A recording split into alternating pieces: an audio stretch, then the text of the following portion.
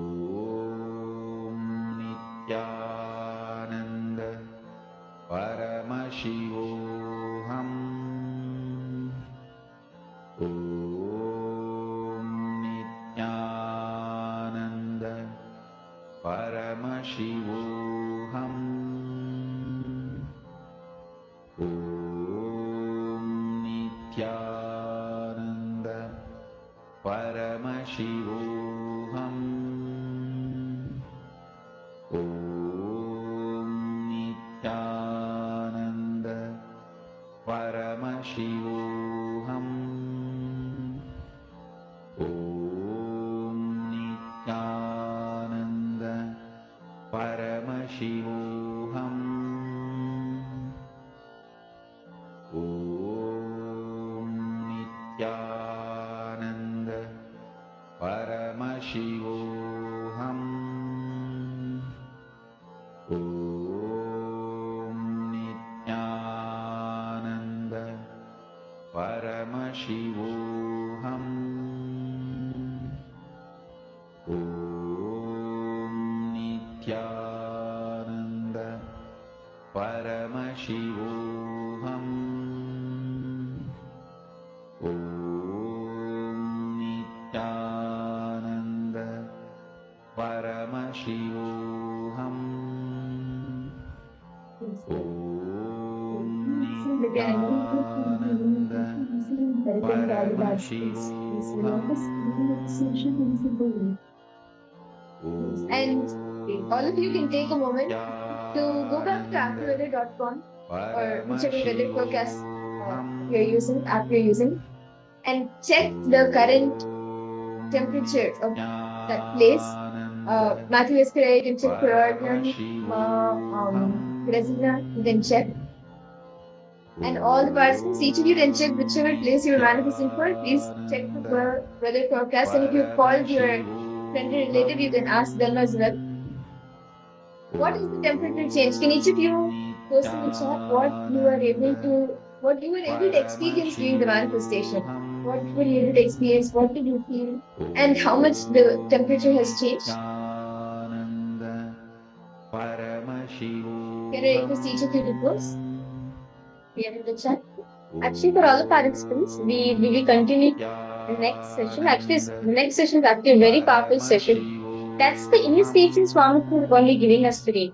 So, throughout the whole day, because all participants continue to manifest this power, worthy it will manifest. Actually, to give an example, like once, let's say Roma, this happened like around the year 2022. And it was really hot, and we were then at the KAILASA, and it was very hot. And like all the kids are like, can we just manifest rain? It's been a long time.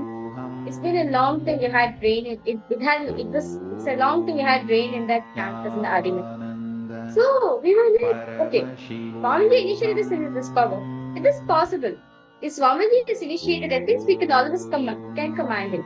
So what all of us did, we had a temple, and Swamiji is taking us there. So we just connected Swamiji saying, Swamiji, it's very hot for us, and we want the temperature to lower us. Can you just make it rain instead? Instead of decreasing temperature, can you just rain it for all of us? And we just connected Swamiji intensively for 21 minutes. We intensely chanted Mahavasha, connected Swamiji. And okay, the day went on. Suddenly, the evening, it started raining. It started pouring like anything. I still remember. Like all the kids were like, we were so shocked, like, okay. But it's not that we did not doubt, so we had a trust in Swamiji, definitely it will manifest. And in the rain time, and of course, many of us had a desire to play in the rain also. So correctly, Swamiji manifested rain where it was our playtime. And all of us played the rain, and we manifested the rain, I would say. So understand, you too can manifest and express this power. So do not worry, Matthew, Viskusaya, or Rosina, or Mihiri. It will manifest. Just, okay. It will manifest, it will happen. Okay, yes, Matthew, okay, Matthew, Viskusaya, any changes happen? Okay. Manifesting signs will decrease, but in meditation, singing to this is 50. Okay.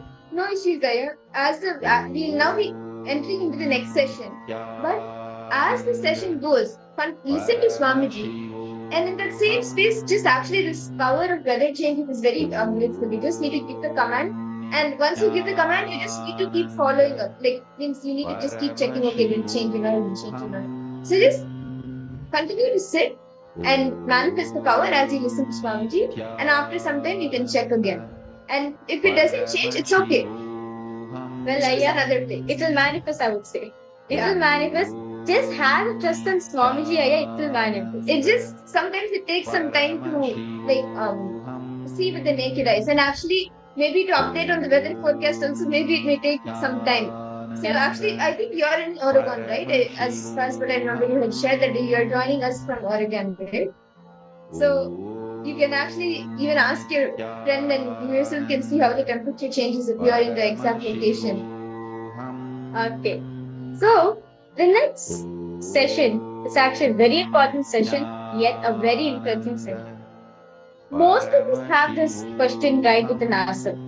Is life predestined? Is life predetermined? Or is life God's will?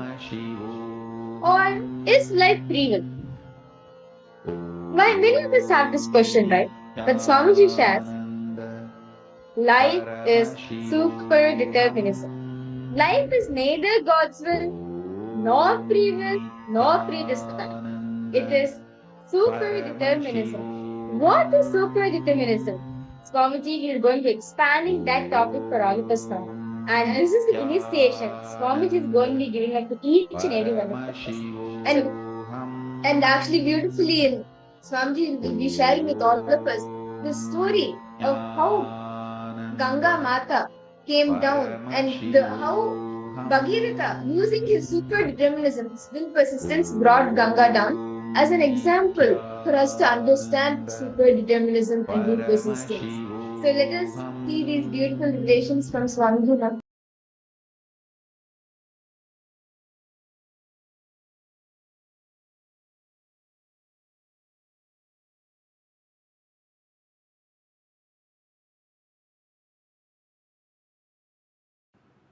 I'll give you a simple understanding about life. Continuously, all over the world, in almost all religions, all philosophies, this one question, is everything happening, is predestined, or everything happening is out of free will? This question, all philosophies try to analyze this question, whether it is Hinduism and different branches of Hinduism, like Shaiva, Vaishnava, Sakta, Gaumara, all different branches of Hinduism, or Christianity, or Islam, or Sikhism, Buddhism, Jainism, in all religions, this one question, whether everything happens in our life as our life, is it predestined or free will? Always the answers have been given to prove everything is predestined or everything is out of our free will. Science tries to show everything is out of our free will. All religions try to show everything is predestined or God's will. The three different answers, predestined, individual freedom, our free will or God's will. The word God's will does not have a clear definition or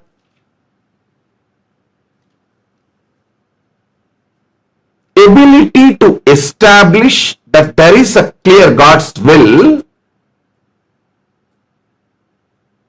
before something happens, during it happens, after it happened. In the Trikala, all the three times, past, present and future, the consistency of the God's will to be established. No tradition is able to give substantiating or very clear, strong, powerful answer. Listen.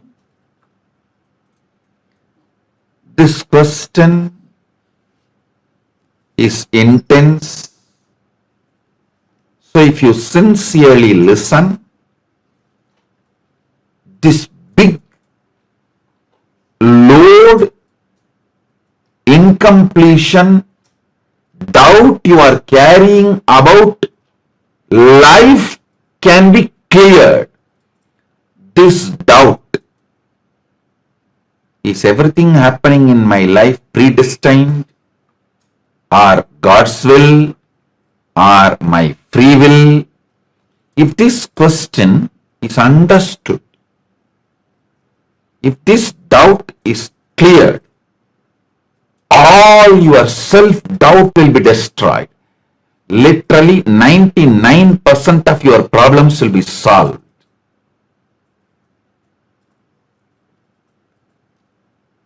Not only Paramashiva, to ultimate moksha, you can achieve anything you want in the outer world, inner world and the higher worlds. All three levels. So understand the exact truth, ultimate truth I am revealing. Your life, what is happening inside you, outside you, for you, by you, all this is neither predestined nor free will, nor your free will or God's will. Please understand, it is not predestined. It is not your free will. It is not God's will. Let me make it very clear. There is something called super-determinism. When you perceive the happenings of your life is against your will and collapse inside you, the way you perceive the world very negatively, and collapse your own identity about you and lose trust on you. When this happens, whether you made earlier some choices or not, you will feel bound. You will feel life is predetermined. There is no free will. Life is unfair, injustice, adharma. It is all just might is right. People who have power, they grab everything. Nothing is right. It's all chaos. There is no order.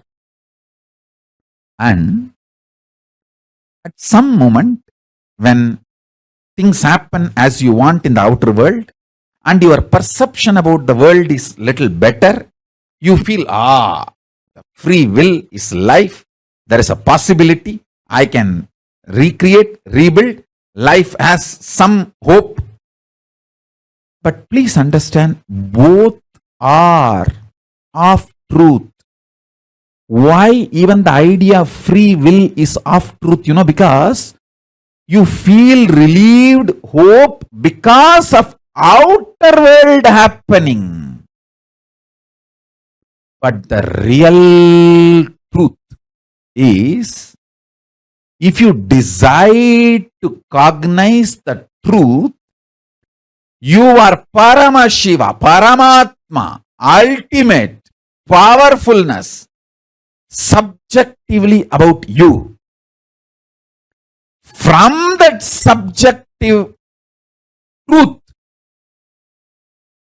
if you understand your perception about the world and impact the world, that is called super-determinism. Empowering yourself with the truth, reality. You are Paramashiva. You are the ultimate Paramatma. And from that truth, reality, making your perception about life, and with that strength of your subjective truth about yourself and your subjective experience about the world, impacting the world, the reality is super-determinism. This is the real way of existing. This is what I call freedom. Freedom is not choices. Freedom is manifesting the reality you want to manifest. The true experience is when you decide you are Paramashiva, you get power over the now, present. The power over the present gives you the liberation from all these four different theories, theologies, philosophies, rational arguments, ideas, concepts. You experience tremendous powerfulness subjectively. Because of that powerfulness subjectively, the state of Paramashiva, that's what I call state of Paramashiva. Your subjective experience about the object also powerfulness, Parameshwara. Understand? I want to express these three words. Your subjective experience of your subject, your subjective experience of the object, and the object, reality as it is. Understand these three words. Your subjective experience of your subject, yourself, your subjective experience of the object, world, and the world, the object itself. In these three, if you empower the subjective experience of your subject with truth, that truth makes your subjective experience of the object also powerful. When this two component of you becomes powerful, it impacts the object and makes what you want to manifest as life. This is the experiential reality of super-determinism. Everything else is a delusion, false. You cheating yourself, you deluding yourself with any kind of argument. No, what Swamiji says is the ultimate truth, but not for me now. Even that. Whether you are ready to understand or not, sun is going to shine and wind is going to blow, everything is going to happen as it is. Super-determinism means empowering your subjective experience about you, your subject, with the truth you are Paramashiva. Paramashivatvamasi. You are Paramashiva. Empower your innermost subjective experience about yourself consciously. You are Paramashiva because that is the truth. And from that powerfulness, analyzing your subjective experience about the object, world, understanding everything happened in your life is just to trigger this enlightenment in you, trigger this awakening in you. Even the grahas, there is no graha, bad graha. There is no time, bad time. Only to remind you about your great truth, the grahas act. When you don't want to be reminded to live the higher reality, then no other way, the grahas has to make you understand. All grahas focus on awakening you. They are all working sincerely for your inner awakening. Understand?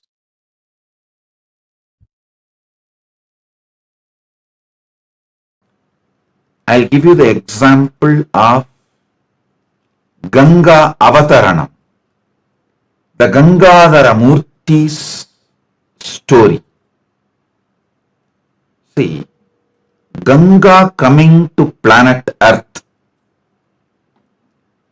and washing away the sins of Bhagirath's ancestors. Is it predestined? Is it His will?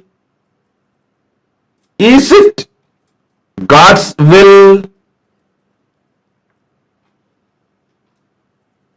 If you analyze, the answer is no. It is neither predestined nor God's will, nor the free will of Bhagiratha.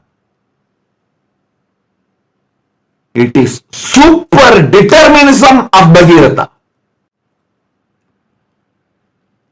Even after Paramashiva received Ganga and released Ganga, even after Paramashiva released Ganga, it was not happening. Janma Maharshi just swallowed the whole Ganga, because when she was flowing, it seems she disturbed Janma Maharshi's tapas. He just swallowed the whole Ganga. Is it individual will of Bhagiratha? No. Because he needed to do tapas to Brahma and receive his blessings to release Ganga. Then he needed to do tapas towards Paramashiva to hold Ganga on his head. Then he need to again do tapas to Paramashiva to release Ganga in a controlled way. The first dam built for a river is Shiva Jata. Shiva Jata is the first dam for river.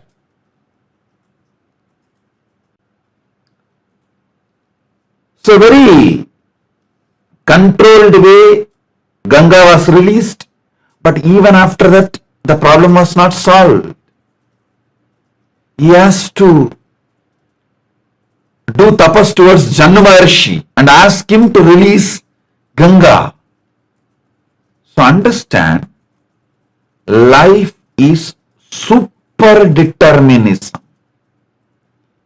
Life is super-determinism of the soul, your consciousness.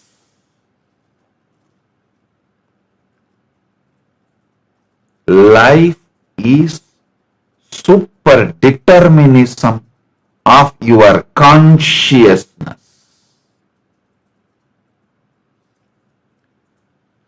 Think more deeply.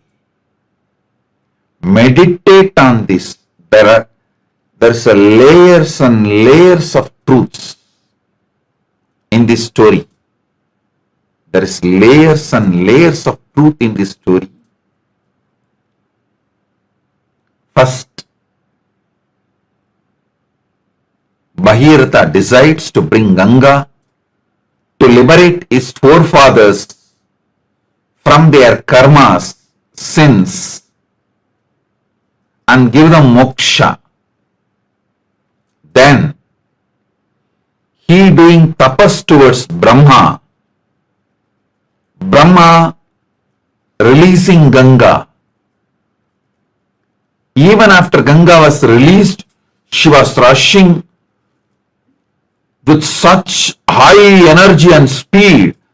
All the vertical zones on her way from Brahmaloka, when she was coming, she was literally destroying all the vertical zones. So all the gods got terrorized. That whole Samasta Srishti, the whole creation may be destroyed. The Mahapralaya may happen if Ganga lands from Satyaloka through all the vertical time zones, from Satyaloka to Tapoloka and all the vertical time zones. The frightened, terrorized Bhagiratha again starts tapas towards Paramashiva. And Paramashiva says, okay, all right. He receives the Ganga on his jata. That's a Gangadhara Murti. But then Ganga is stuck in his jata. Bhagirath needs Ganga to come to planet Earth so the ancestors of Bhagirath are liberated.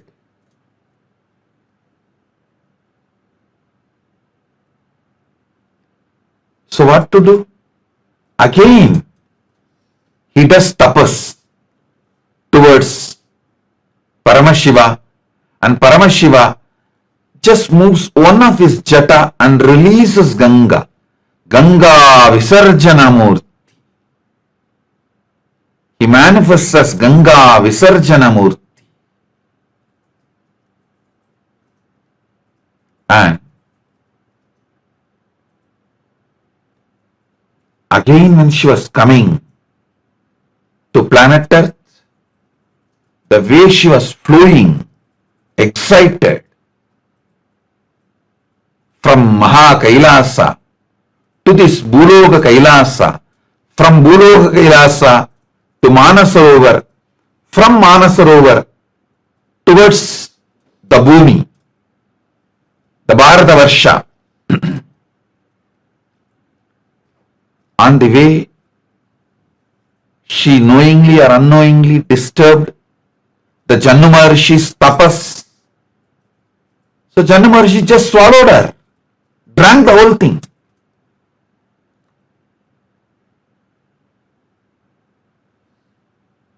Now again,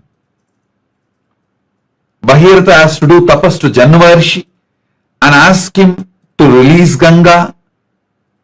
He releases Ganga through his ears. That is why she is called Jannavi.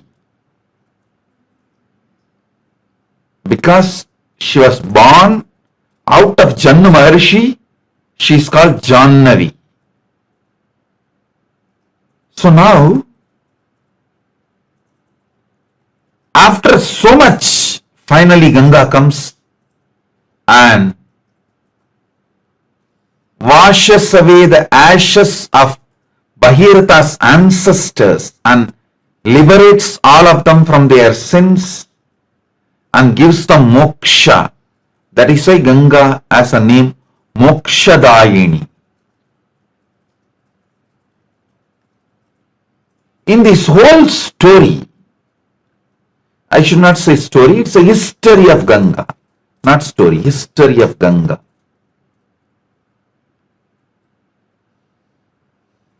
The truth, the reality of Ganga is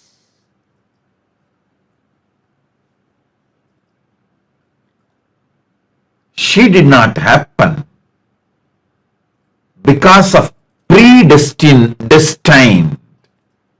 the predestination. No, she did not happen because of God's will. No. Brahma sent her from his Kamantalu. But that's not enough.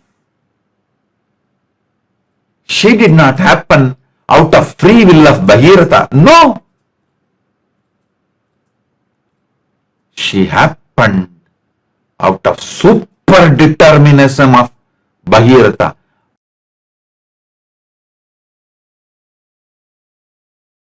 I give you two methods for you to achieve the super-determinism.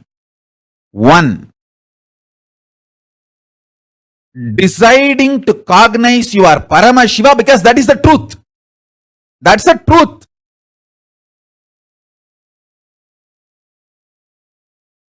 And face your inner space, your perception about life and the life reality itself.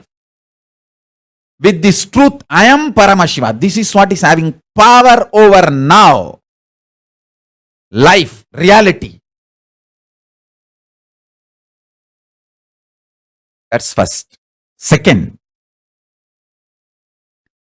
always tell everything to your Atmamurti. You can pray, you can cry, you can express your frustration, you can express your joy, you can express your gratitude, you can even fight.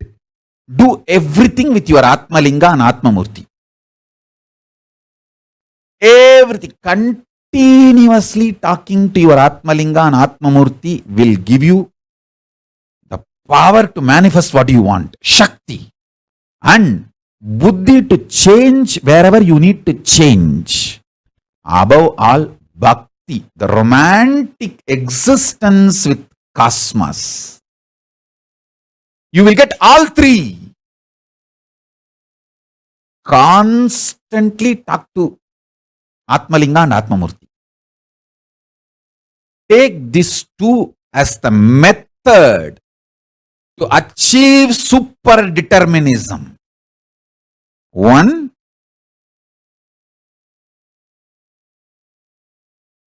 decide to come to the powerful conclusion you are Paramashiva because that is the truth.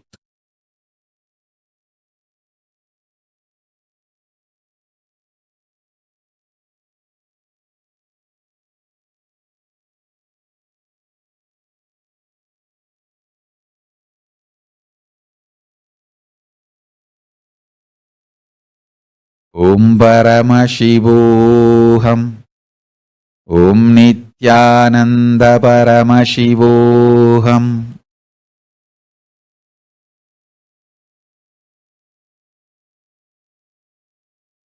Second, continuously talk to Atmalinga or Atmamurti. You can offer your prayers. You can talk even casual things. You can express your love, gratitude, even anger. You can fight. You can express your frustration. You can do anything you want.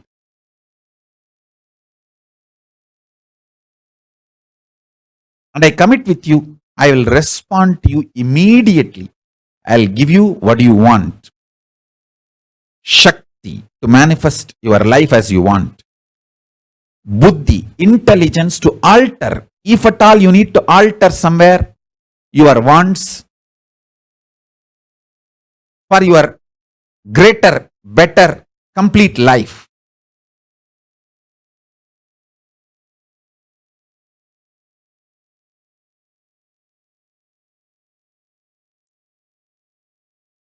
And above all, bhakti, a life positive, joyful connection with life, reality, cosmos, with everything, with yourself, with world, with God, everything. And yukti, method to live enlightenment. And mukti, enlightenment itself. Don't say, oh, I am suffering so much, how can I be Paramashiva? Say, I am Paramashiva, how can I suffer? Change the whole thing. Listen, don't say, I am suffering so much, how can I be Paramashiva? No. Say, I am Paramashiva, that is the truth, how can I suffer? Let truth empower your experience about you and empower your experience about the object.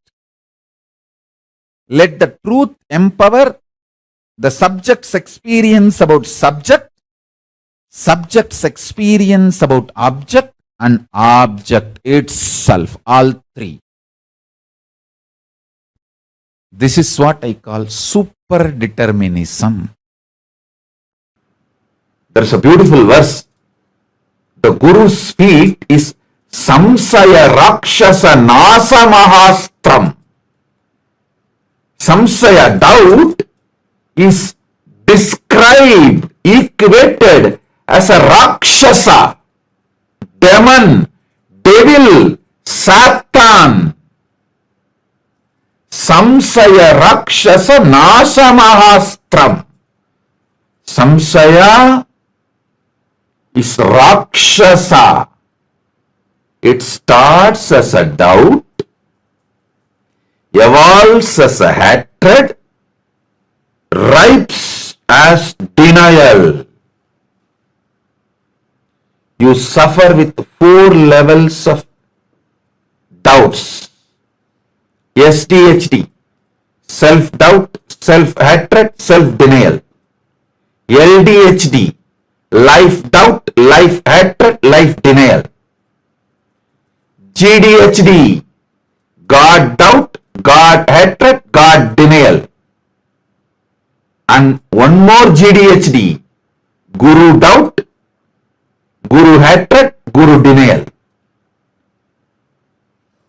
These 4 Rakshasas, SDHD, LDHD, GDHD, and GDHD too.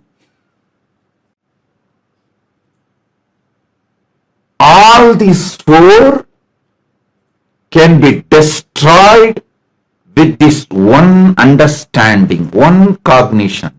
Sit, even if it takes half an hour, contemplate.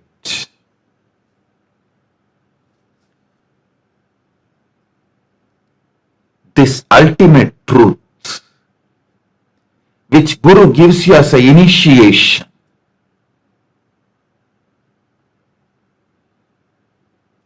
I am giving you this truth as initiation in the core foundation of the existence. You, your free will, individual soul, Jiva, God, the Ishvara, Shiva Sankalpa,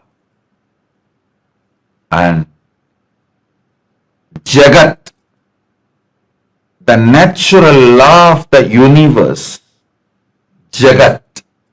All the 3 are established, rooted, centered in the same source of the existence. All these three are one and the same in the core.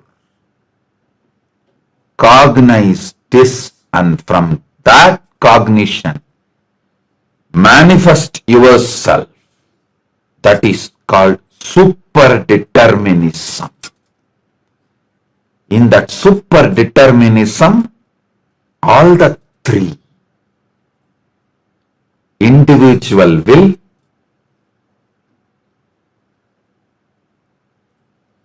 predestined, natural law of the universe, Shiva Sankalpa, Ishvara Shakti, all three manifest synergetically. When you decide to manifest super-determinism, Paramatma Shakti, all three manifest synergetically.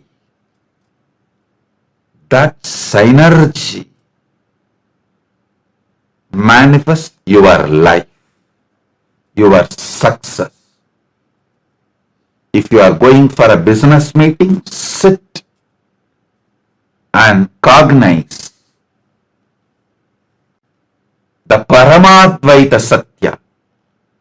Jiva, Ishvara, Jagat, all three are one and the same and established in the same source of existence. I am that. I am that Paramashiva. I am that cosmos. I am that universe in which all the three are established. From this, I make the super-determinism.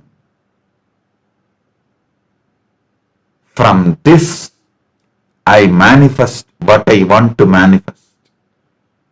You will see the synergy of Jiveshwara Jagat, Jiva, Ishvara and Jagat manifesting in you and making your life. Every time you manifest super-determinism, you will see success. Every time you see success, your SDHD, self-doubt, self-hatred, self-denial, LDHD, life-doubt, life-hatred, life-denial, GDHD, God-doubt, God-hatred, God-denial, another GDHD, Guru-doubt, Guru-hatred, Guru-denial, all these four gets burnt away. All these four loses its power over you, its grip over you. Samsaya Rakshasa gets destroyed. Samsaya Rakshasa loses its grip over you. Again and again and again, bring the super-determinism. Listen. Bhagirath did not manifest super-determinism in the first effort of his tapas towards Brahma itself. He tried, he manifested one level. Then he tried with Shiva, he manifested next level. Then again he tried towards Shiva and manifested next level. Then again he tried with Janu Maharshi and manifested next level. Even Bhagirath tried again and again and manifested the super-determinism. You also decide you will be like Bhagirath and manifest super-determinism.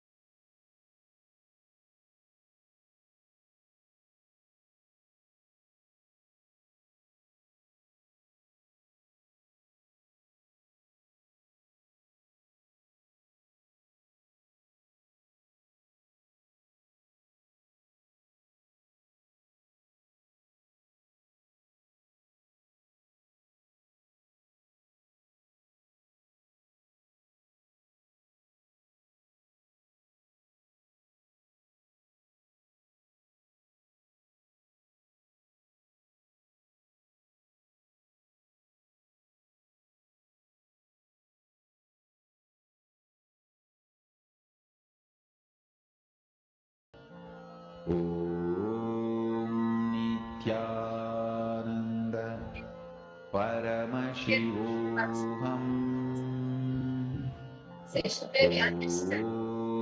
Nithyananda Paramashivoham Nithyananda Paramashivoham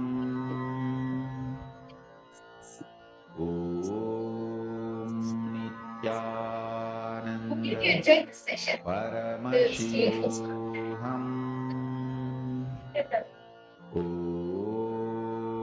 Nithyananda Paramashivoham Yes, back to say, how was your experience? Because our parents, how was the experience from these sessions? This session was just like I didn't saw the thing person about this. What's the path of what are you clicks? I didn't saw the share. Paramashivoham Nithyananda Paramashivoham It's actually a very great session. It says that it's not right. It's not what time to say the preloads, but experiencing that. I'm very beautifully complicated story, right? How we brought the even if the what was state, these are of God's love.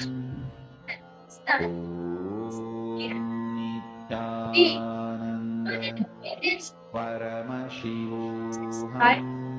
This one still there, the guys, blessing all of us and liberating thousands. Paramashivoham We need to be Shari understanding what is the very Paramashivoham Nithyananda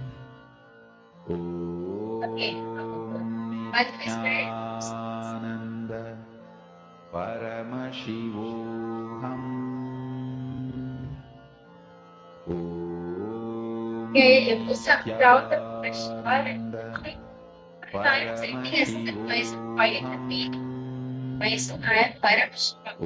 Then I will find this Paramashiva. That's very beautiful Paramashiva, and that's very nice. So let us now understand how to manifest, like what exactly is subjective. The song is saying the silent was excellent. Because Paramashivoham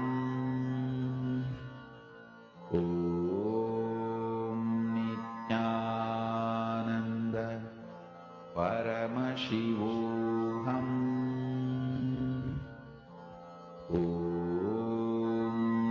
Nithyananda Paramashivoham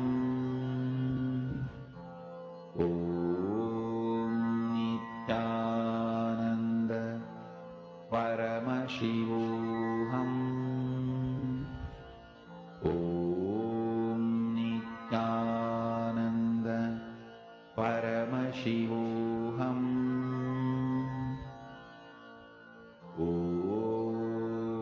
Nithyananda Paramashivoham Nithyananda Paramashivoham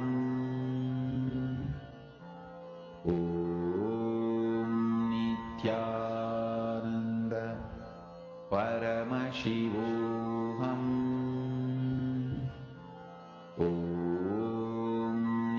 Nithyananda Paramashivoham